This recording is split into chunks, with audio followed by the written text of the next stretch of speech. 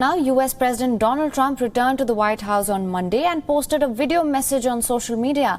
Upon reaching the White House, he removed his mask and posed for pictures, waving, saluting and giving thumbs up signs.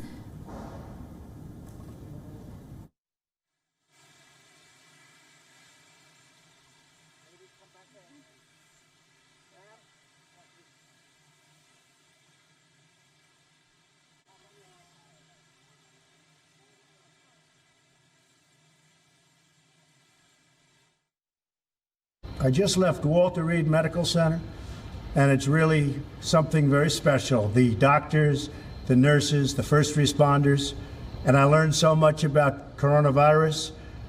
And one thing that's for certain, don't let it dominate you. Don't be afraid of it. You're going to beat it. We have the best medical equipment. We have the best medicines, all developed recently. And you're going to beat it. I didn't feel so good.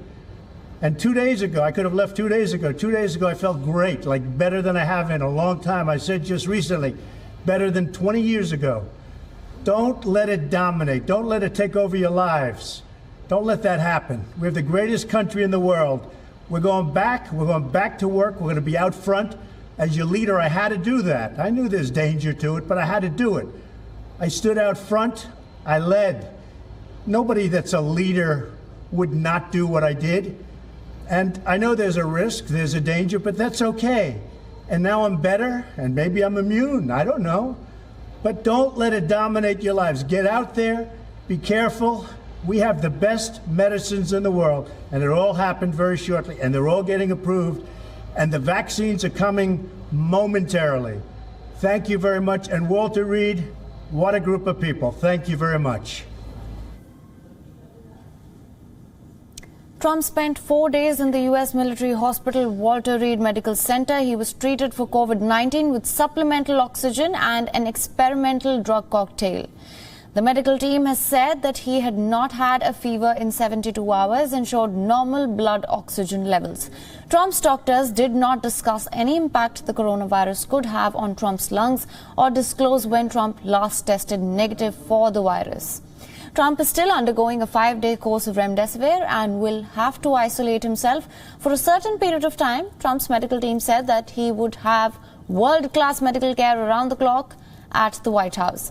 Meanwhile, Trump's Democratic challenger Joe Biden at NBC News Town Hall said that he was not surprised to know that Trump had tested positive for COVID-19.